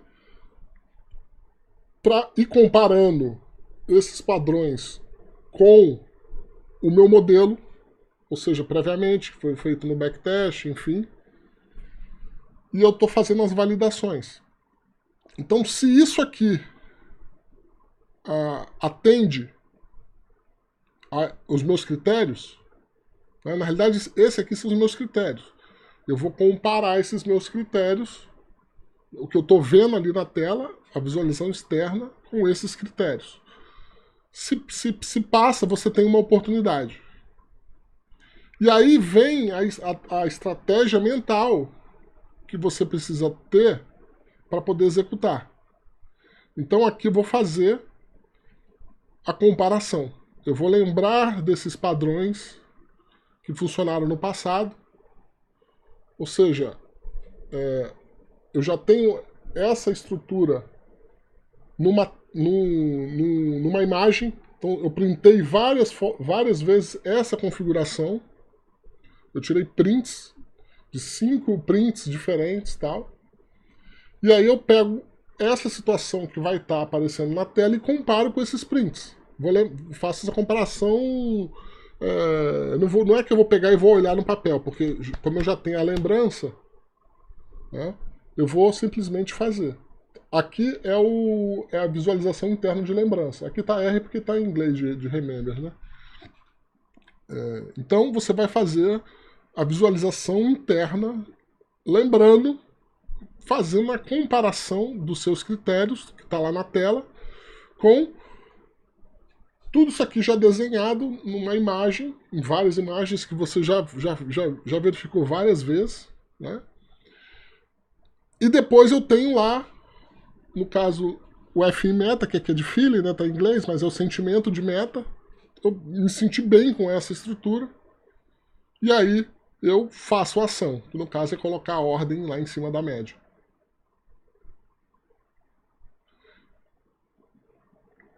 Então,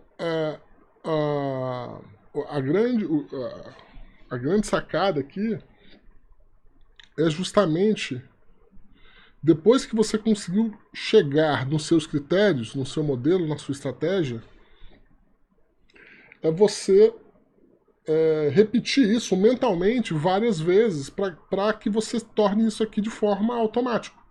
Para quando você bater o olho lá no mercado, você começar a visualizar todo esse passo a passo, isso cada vez mais vai ficando mais forte, né? Vai ficando mais com sentimento melhor, para que você, na hora da tomada de decisão, a sua estrutura, você não tenha polaridade aqui, né?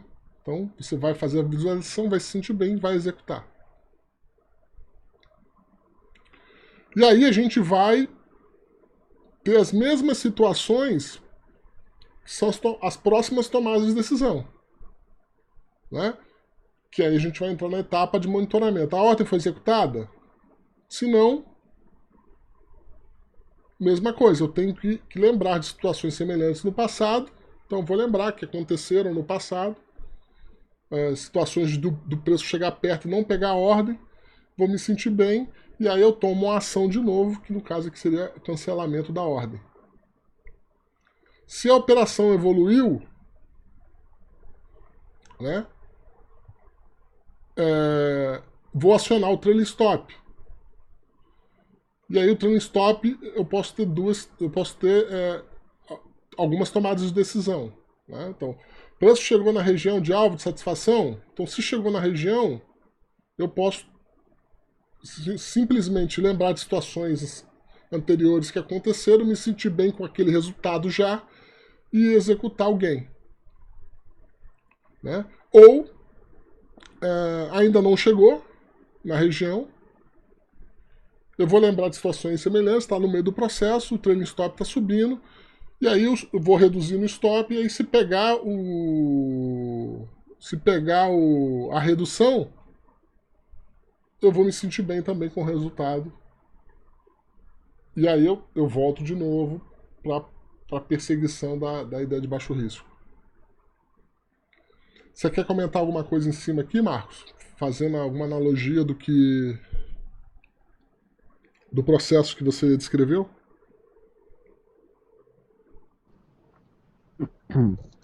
Não, Chara, isso daí mesmo, muito legal. Tá bem planificado, tá bem visual, né? Tá bem instrutivo isso daí, cara. Muito legal. Só levantando essa ressalva, né? Que isso é bem seu também, né? Com certeza é um modelo que pode ser adequado para outras pessoas. Provavelmente cada um pode colocar coisas aí ou tirar, né? Lógico, não só da Sim, parte de sim. setup, mas também A ideia, do processo. a ideia justamente é você ter uma estrutura. A estrutura não vai Sim, mudar. O que pode aham, mudar é o conteúdo. Então você analisa exato, de exato. forma diferente, você tem outros tipos de É, filtros, mas o processo em si, você vai ter uma visualização externa.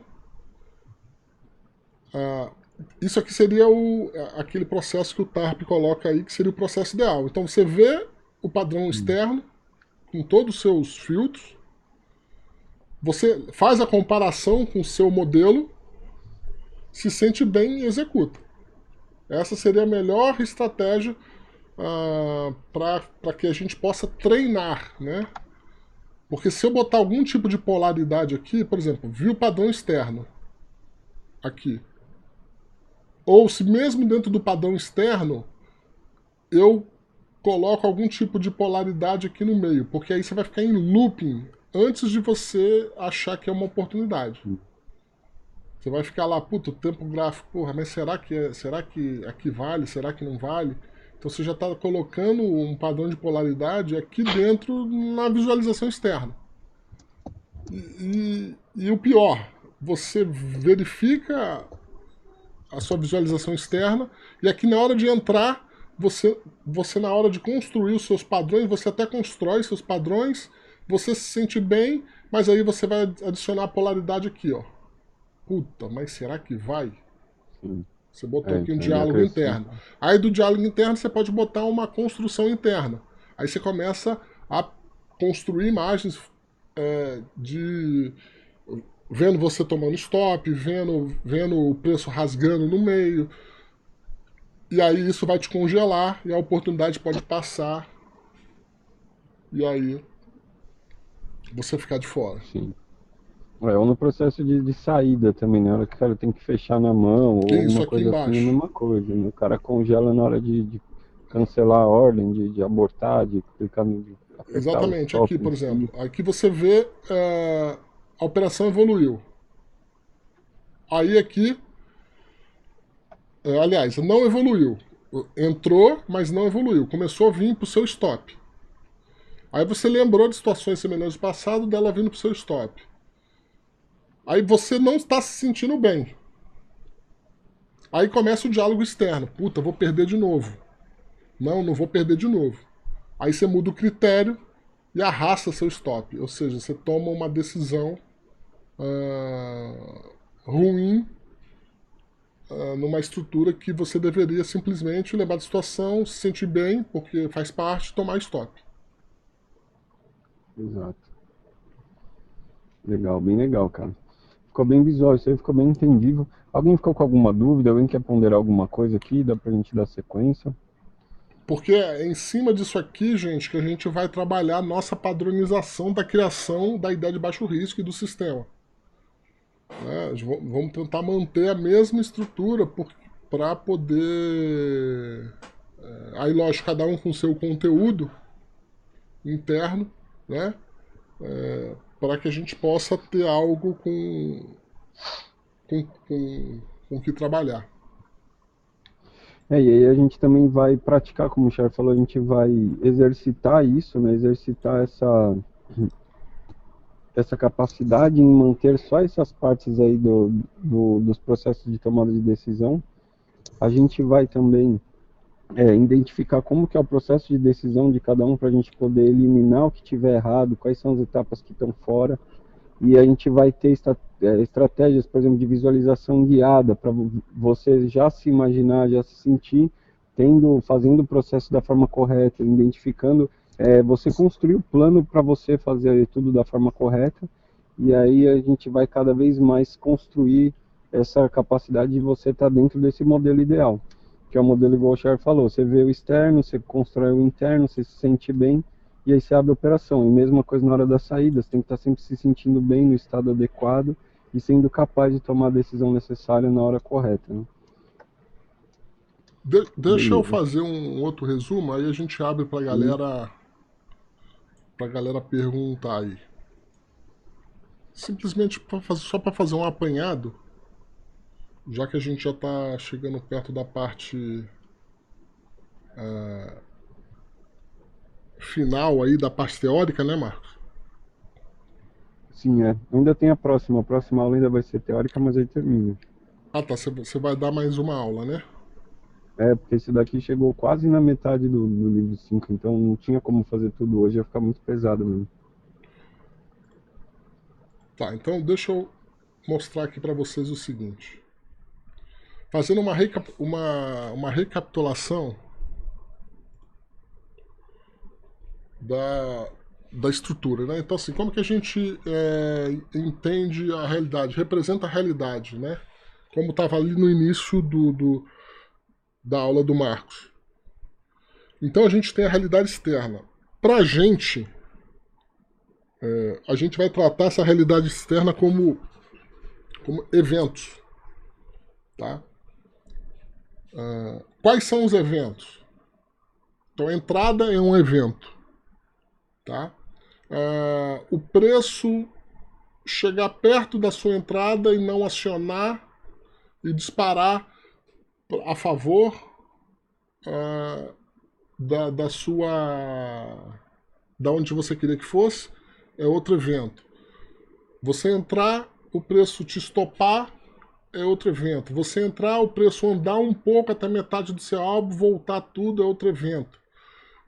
Você entrar, o preço chegar perto do seu alvo lá, faltando um tique, e voltar, e você não realizar, é outro evento. Ou seja, a gente vai ter uma gama de eventos que cada sistema, cada trade system vai compor, né?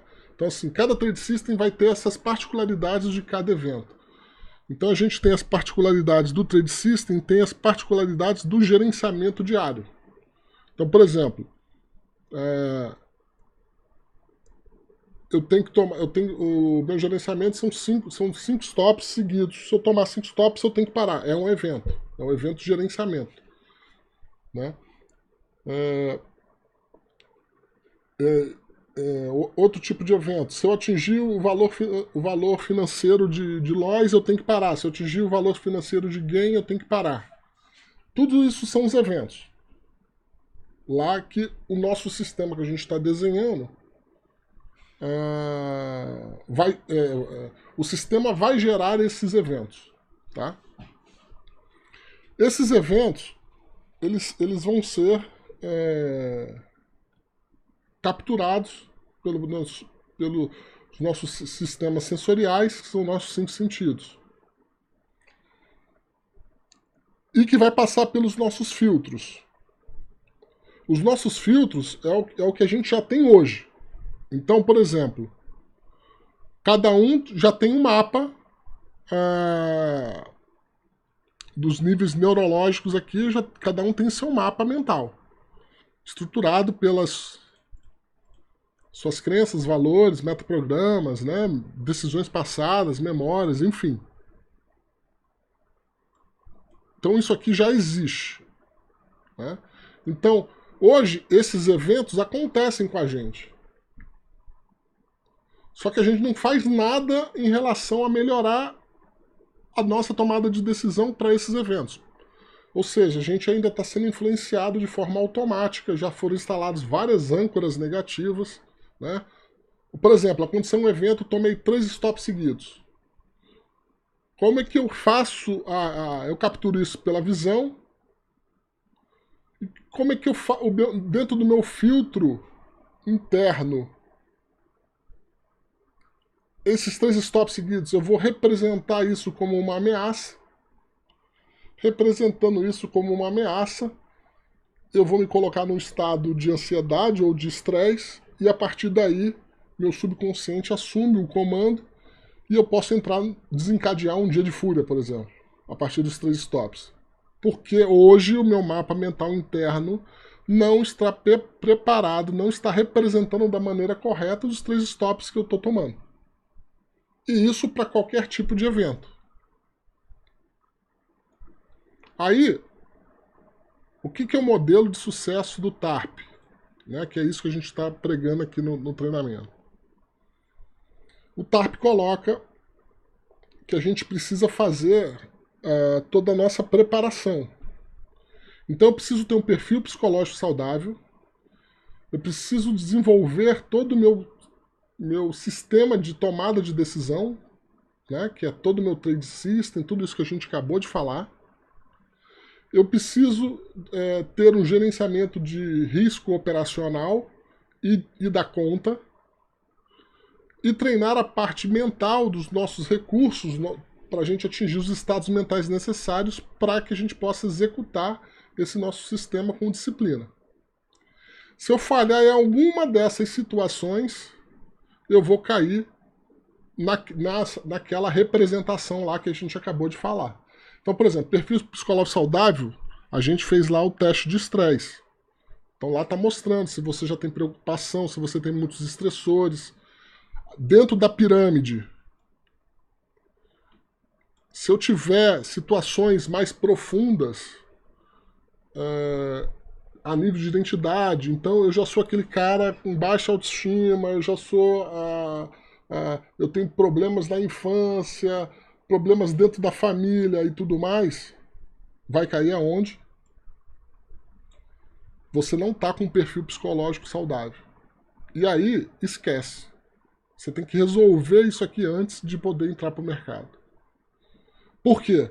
Porque imagina que você fez tudo, criou seu trade system, criou seu sistema, fez seu gerenciamento, está praticando lá os treinamentos mentais guiados para âncoras novas, a mentalização guiada para poder ter os estados mentais, para executar o seu sistema, mas você está lá com alguma parte do seu perfil muito ruim. Tipo, vamos supor, você está com problemas financeiros sérios. Você pode estar com tudo isso. Quando você for para entrar numa operação ou estando dentro de uma operação, a sua representação interna do fato aqui, ó, então de novo, ó, sua representação interna desse fato, porque você está com essa parte a nível de identidade muito fragilizada por causa de problemas financeiros, por exemplo, você vai encarar esse fato como ameaça. Encarou como ameaça, vai desencadear o estado mental do estresse ou da ansiedade. Transformou para esse estado mental,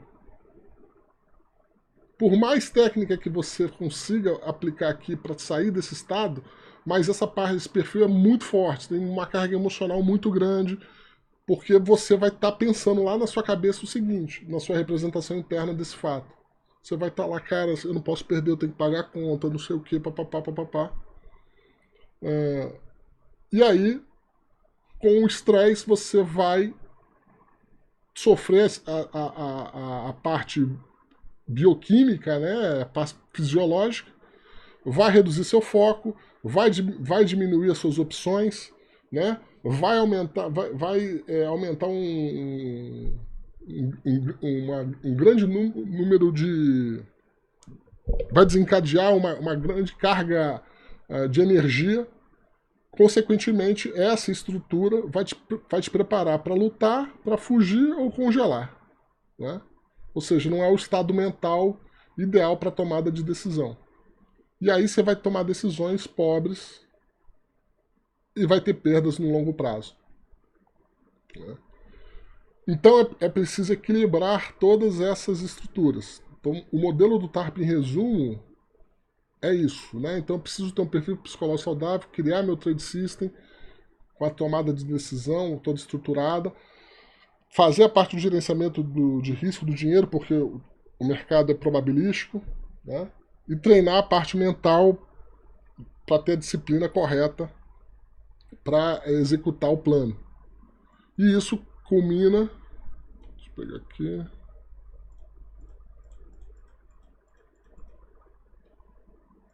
Isso culmina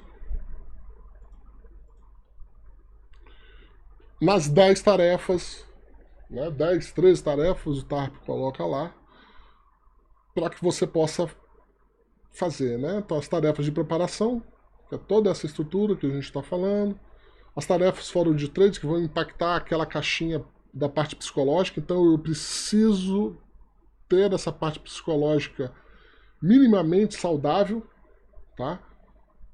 Então, por exemplo, se você pegar alguém que já teve muitas perdas muito grandes no mercado,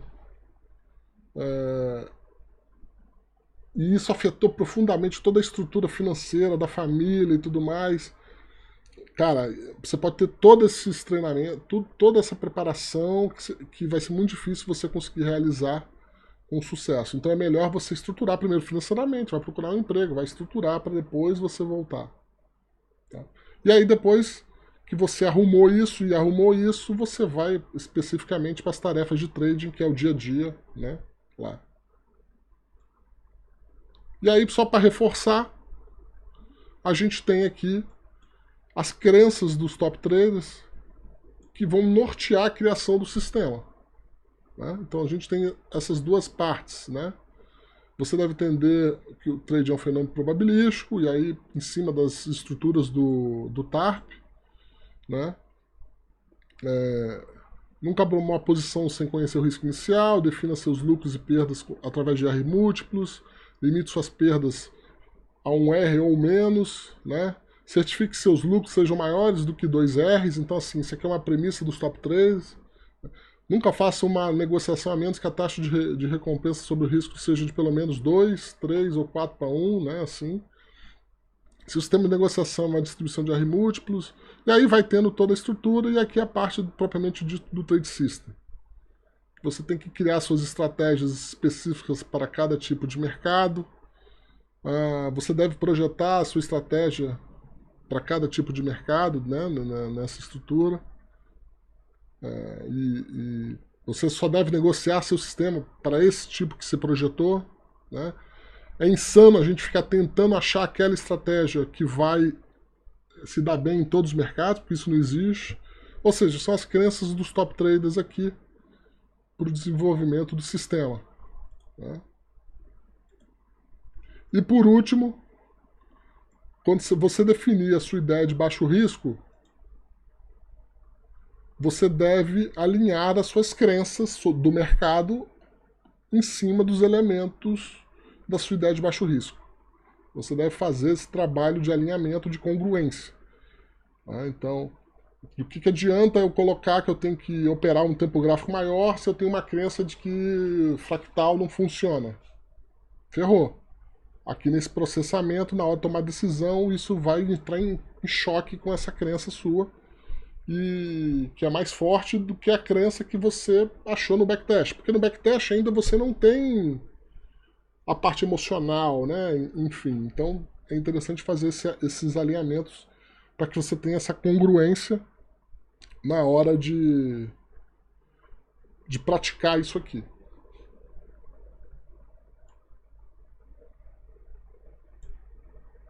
Então esse era um resumão aí, Marcos. Muito legal, Chay. Foi bem bom mesmo o resumo. Deu uma explanada geral, porque a gente vai falando dos detalhes. Dentro disso tudo são muitos detalhes, né? E foi bem legal para elucidar de novo, para ver tudo que é necessário. E dentro desse necessário são várias outras complexidades, mas foi muito bom, cara. Bem legal, valeu mesmo. Alguém aí tem alguma dúvida? Podemos seguir? Alguém quer falar alguma coisa? Quer ponderar alguma coisa? Como eu falo sempre, né, quem quiser também pode procurar eu, Shairo, lá no grupo, ou individualmente também durante a semana aí. para tirar dúvida. Pode ser que a dúvida de um seja de outro, então quando a pessoa fala pode ser saudável, né? Mas se tiver alguma dúvida que pode ser mais demorada, ou contar alguma coisa, que nem o Ayrton contou, foi bem legal, pode procurar a gente lá no grupo ou no privado. Senão eu vou seguir em frente. Eu não tô vendo muito o chat aqui, se aparecer alguma coisa, pode ligar o microfone, tá, Chay? E dar um toque. Vocês estão vendo minha tela? Você passou a tela pra mim já? Não.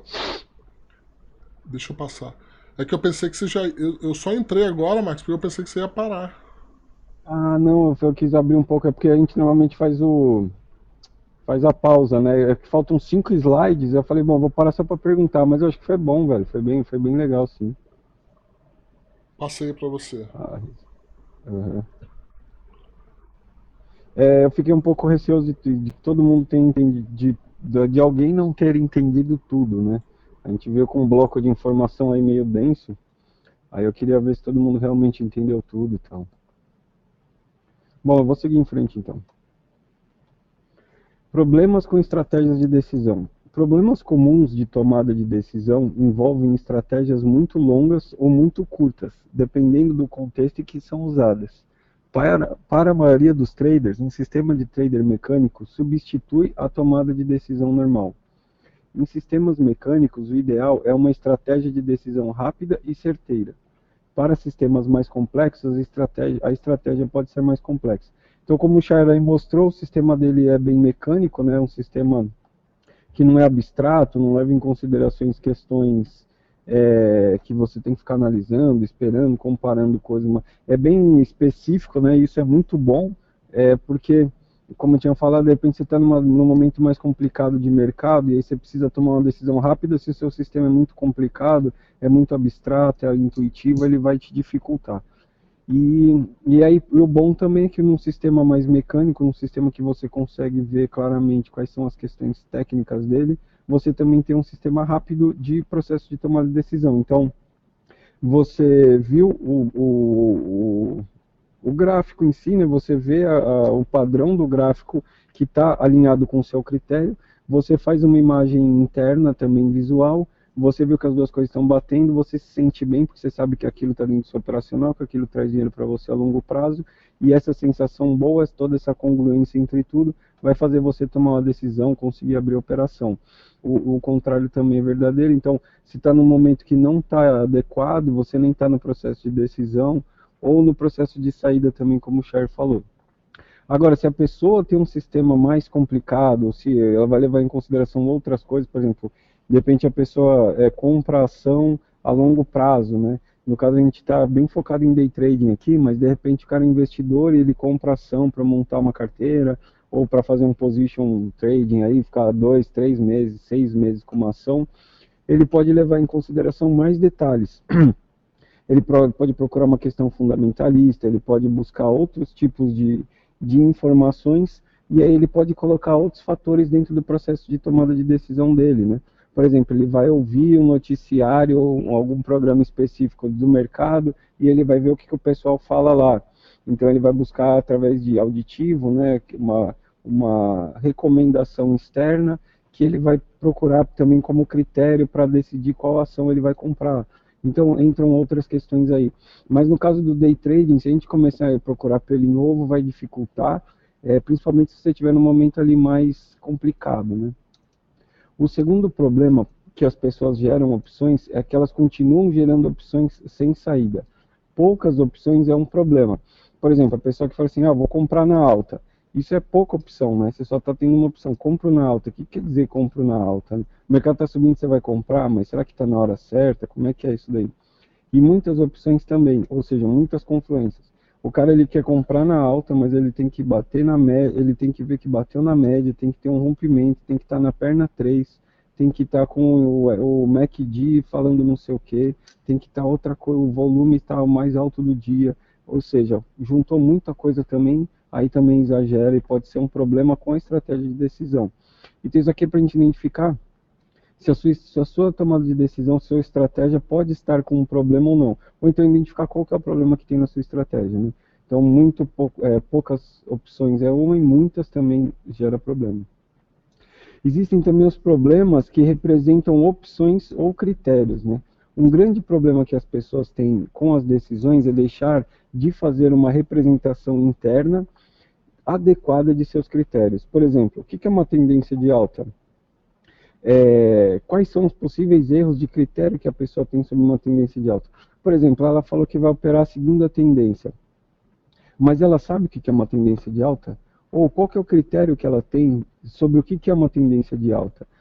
Aqui é um exemplo bem claro, né? Todo mundo sabe que é uma tendência de alta, mas, por exemplo, ela fala que vai ler o MACD, mas ela entende o que é o MACD, ela sabe o que é uma convergência e divergência, ela sabe quais são as linhas. Pode falar, já. Exato, então você está operando um tempo de 5 minutos, está vendo a tendência lá do diário, e aí e os 5 minutos está fazendo uma coisa totalmente diferente, né? Ou, por exemplo, está numa tendência, mas de repente vai reverter. Então, são possíveis erros de critério que a pessoa tem. Isso daí pode afetar o seu tipo de representação, né? O seu critério já está equivocado na fonte.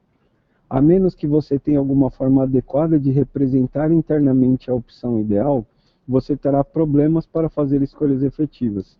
Então, a gente tem que buscar estar com a representação adequada do que a gente está trabalhando.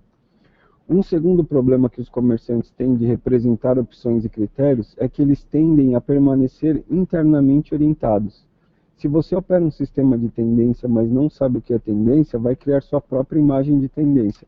Então, o que acontece? A pessoa não sabe o que é tendência, mas ela viu alguém falar que operar a favor da tendência dá dinheiro. E ela viu, passou rapidamente por um curso, viu algumas aulas rápido, no modo acelerado, e ela achou que sabe o que é tendência. E aí ela vai se orientar pelo conceito interno que ela tem do que é tendência, não do que realmente é uma tendência. E aí isso acaba, a representação do que ela tem de tendência vai dificultar ela identificar o critério, né? Porque, ou seja, o critério dela é identificar a tendência, só que a representação dela do que é uma tendência já está errada. Um terceiro problema relacionado que os traders têm de representar opções é que eles se acham usando critérios inadequados para as circunstâncias atuais. Identifica de forma errada o que é uma tendência. E esse é o pior de todos, né? O cara já tem certeza e ele identifica errado. Então, seja em tendência ou seja em outros padrões, o cara ele está indo atrás de um critério, usando esse critério para avaliar a tomada de decisão dele, mas o critério está errado, ele está entendendo errado e está seguindo aquilo de forma equivocada. Então é importante a gente prestar atenção para tomar cuidado com isso, né? A gente identificar que os critérios e as opções fazem parte do nosso sistema de decisão, a gente identificar o que faz parte desses critérios e saber se está usando da forma correta, se realmente a representação desses critérios condiz com a realidade. Quarto, a maioria de quem toma a decisão não usa o sistema visual para representar informações. As melhores decisões envolvem fazer uma comparação com informações construídas visualmente. A informação visualmente construída é uma ferramenta poderosa porque é uma maneira pela qual o cérebro pode armazenar muitas informações simultaneamente, em uma única imagem. As pessoas podem armazenar uma enorme quantidade de informações em uma única foto. Múltiplas opções podem ser comparadas simultaneamente a uma imagem ideal através de imagens mentais. As pessoas que fazem comparações internas baseadas em imagens visualmente construídas normalmente têm estratégias de tomada de decisão muito eficazes. Em contraste, as pessoas que tomam decisões com base em sons corretos, que parecem certos ou que fazem sentido, normalmente excluem muitas informações valiosas em suas decisões. Então, tem pessoas que tomam decisão, por exemplo, em como aquilo soa para ela, né? Então, o cara chega e começa a falar bonitamente, politamente, de forma polida com você, e você acaba entrando na do cara, e você toma uma decisão porque ele parecia muito honesto, né?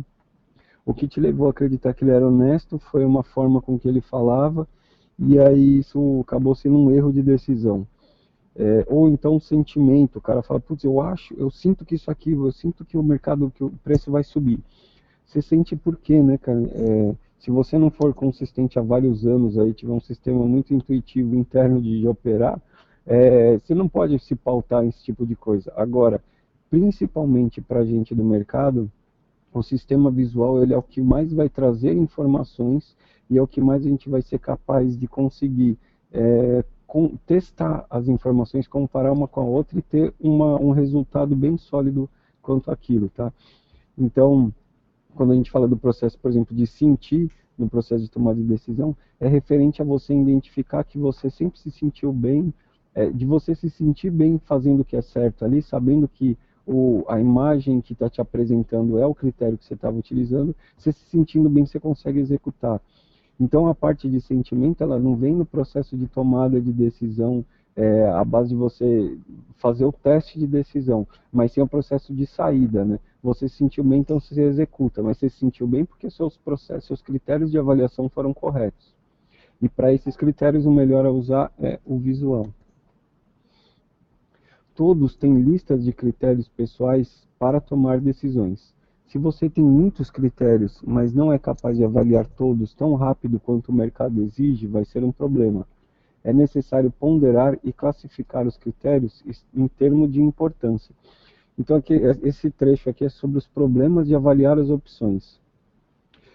Se você faz muito critério, você pode se prejudicar no momento de tomar uma decisão, né? Como eu tinha falado um pouco atrás ali, referente às opções. A sua operação ela tem que ser algo simples e ao mesmo tempo seguro, né? E ao mesmo tempo que não seja abstrato, não seja intuitivo. Tem que ser algo que seja palpável, seja, como até falo para algumas pessoas, que você consiga programar um robô, por exemplo, que você consiga explicar para alguém, ensinar alguém a operar, por exemplo. As operações que estão dentro dessa condição fica muito mais fácil de você conseguir operar, né? Você vê que quem tem muitos anos de mercado, normalmente as pessoas elas têm um lado mais intuitivo, elas têm dificuldade em explicar, inclusive ensinar a operar, porque elas têm processos mais intuitivos, porque elas estão há muitos anos operando.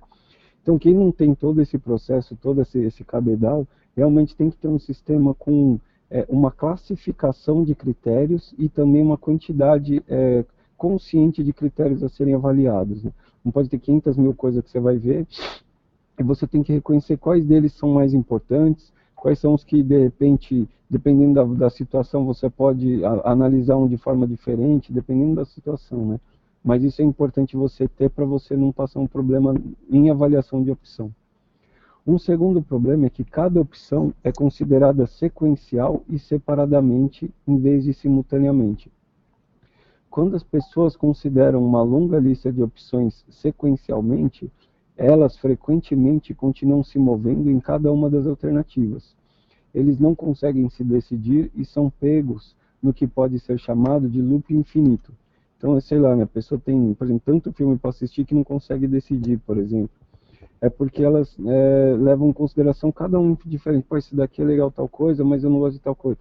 Pô, aquele ali pode ser legal, mas eu acho que ele é meio velho. Aquele ali não sei o quê. Então você não analisa de forma individual, você não analisa de forma total, e aí vai fazendo com que critérios fazem sim e não, e aí a coisa vai continuando. Isso pode acontecer no mercado. O problema final que as pessoas avaliam nas opções ou critérios é a resposta da polaridade. Uma resposta de polaridade é a parte de uma estratégia que contradiz a parte anterior. E aí, então, esse daí também é um dos grandes problemas que levam à não ação, que é a questão da polaridade, né? Se alguma parte do processo tiver a polaridade, é o seu cérebro te convencendo a não tomar a decisão. Então, a gente realmente tem que tirar isso fora do processo de decisão. Pessoal, hoje realmente é isso. É bastante conteúdo. Se todo mundo entendeu 100%, quem não entendeu 100% pode comentar, pode falar alguma coisa. A gente entendeu bastante o conceito referente sobre o processo de tomada de decisão. E a gente vai continuar vendo isso e depois a gente vai construir isso de forma prática, tá? Se eu fosse passar hoje tudo até o final, a gente tem mais uma aula. Se eu fosse passar tudo até o final, ia ficar muito extensa essa aula e acho que a absorção do conteúdo seria prejudicada também. Então, eu quis dividir em duas. Na próxima, a gente mata toda a parte teórica e a gente vai para frente com toda a parte prática. Você quer falar alguma coisa, Chay? Não, eu só ia pedir para você ficar aí, se ficar aí para a gente conversar. Posso sim, Chay, lógico. Pessoal, vocês perguntaram aí.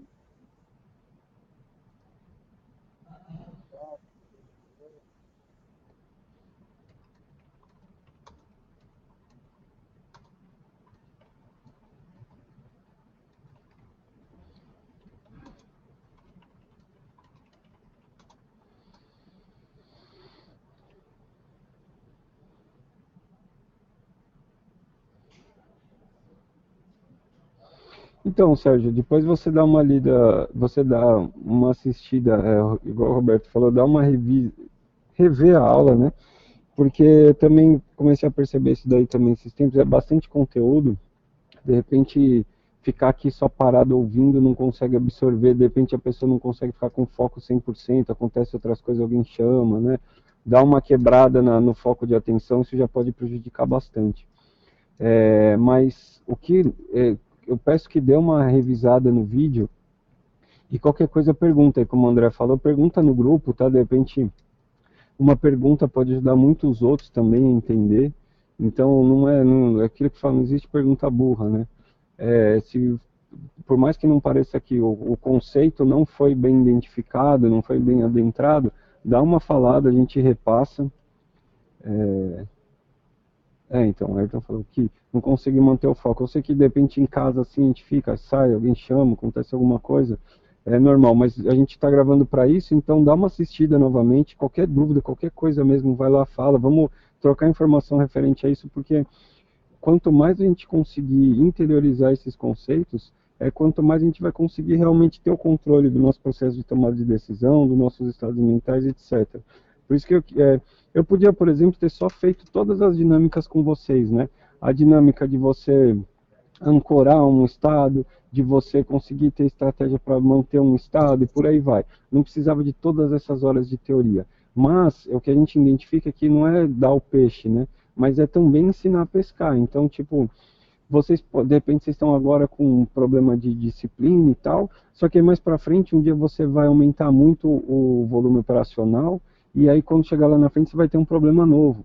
E aí, para não ficar dependente da gente, você já tem as suas estratégias, você já sabe qual é o estado que você quer, como faz para construir, como faz para fugir de um estado. Então, a gente está passando toda essa carga teórica para vocês conceberem muito bem os conceitos por trás de tudo que a gente vai fazer depois na prática e ter os recursos para vocês mesmos fazerem, entendeu? Vocês mesmos darem conta de evoluir nesse processo. Então, assiste e fala com a gente.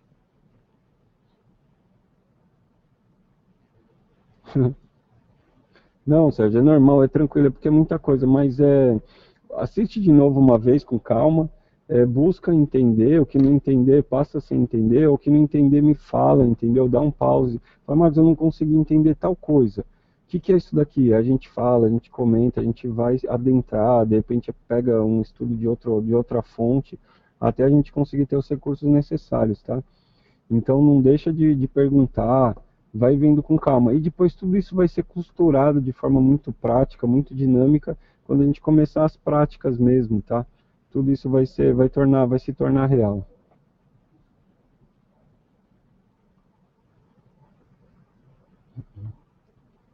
É isso. Beleza. Fechou.